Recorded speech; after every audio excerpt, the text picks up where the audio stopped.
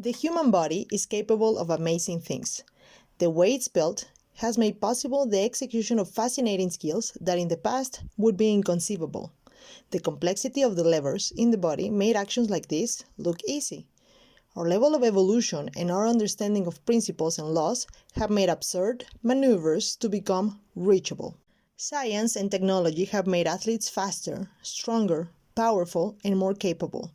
The best part is that we are all the same species. Yes, some born with certain characteristics that makes us different, but even the most talented people or the most physically equipped will not reach their potential unless they understand and are capable to perform using their body properly.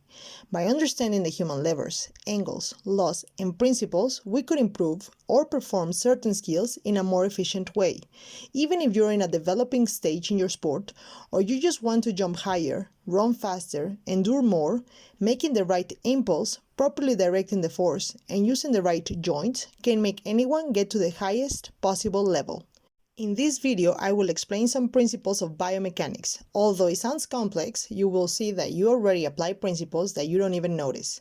We will start with the most basic one. The principle of force. Force causes movement.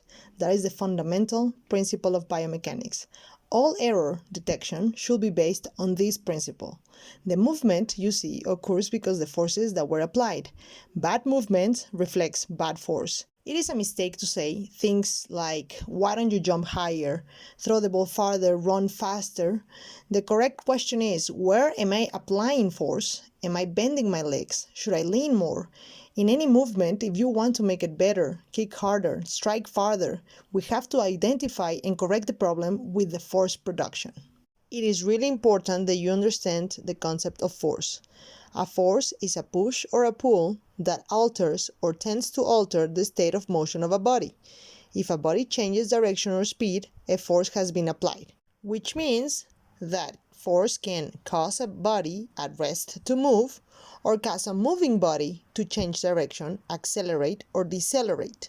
There are two factors that will affect the outcome of the force being applied on the body or object: the size of the force and the direction of the force.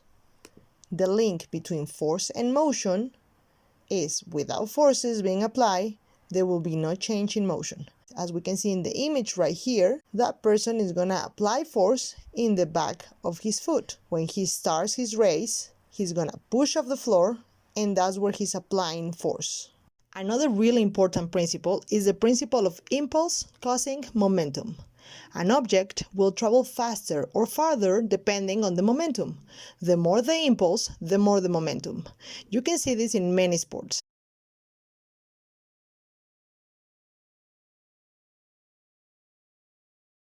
In tennis, when the racket moves back, you're generating impulse to create a larger momentum.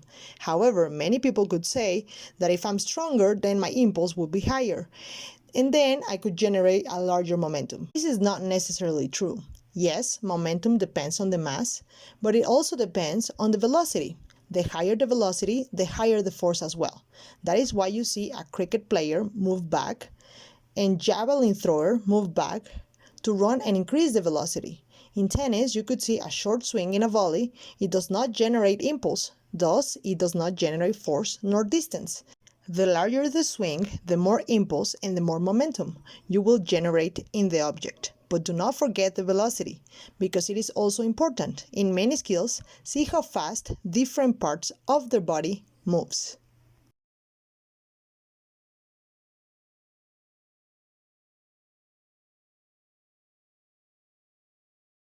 This could connect with the principle of impulse direction. Remember that we talked about momentum in the previous principle. The change in momentum, which means speeding up or slowing down, occurs in the direction of the applied impulse. If the body moves in the wrong direction, the problem comes from the direction of the applied force. In activities like walking, running, and jumping, the push on the ground must create an impulse in the opposite direction to the intended direction of travel, which means to go forward, push backwards, to go upwards, push downwards. It is also important to mention the principle of summing joint forces. Because the body consists of linked segments, Every joint or segment contributes to the force in the movement. All force is generated by the large joints and end up transmitting the force to the smallest segment of the body. In this case, the foot of the soccer player is the part of his body that receives the combination and sum forces from every segment. All joints that can contribute should contribute, and the force from each should be as much as is needed. If a joint is not used or contributes less than its potential, the applied impulse is less. Now let's look at the principle of continuity of joint forces. When a movement is performed, look for a smooth continuity of segment motions. A movement cannot be paused. It has to be continuous. If you pause or you hesitate, you lose power. You have to go for it. Follow through. It cannot be any stop. All of the principles connect with each other. Remember the last principle. All of the joints, all of the segments add up strength to communicate the strength to the last part of the body. Any pause, hesitation in the motion disrupts the smooth proximal to distal flow and causes a reduced impulse. In other words, just go for it. It has to look smooth. If it's more paused, it has less power. Our body can do all those marvelous movements because we are full with levers. A lever is what you see in the image. The elbow is a perfect example of a lever. It moves on a fixed point represented by the triangle, as you can see in the image. It can change direction and strength of an applied force. The elbow can go up and down when force is applied. There has to be a load for the force to be applied. A lever can also help in the change of distance and speed of movement. That is why we have to understand the levers in our body to use them properly. These are just some of the principles of biomechanics. Understanding these principles will help you understand how the segments of your body work.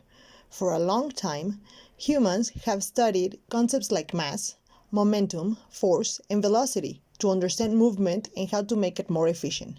In one single movement, you can see all of the principles applied, and this is one of the reasons athletes are more spectacular nowadays.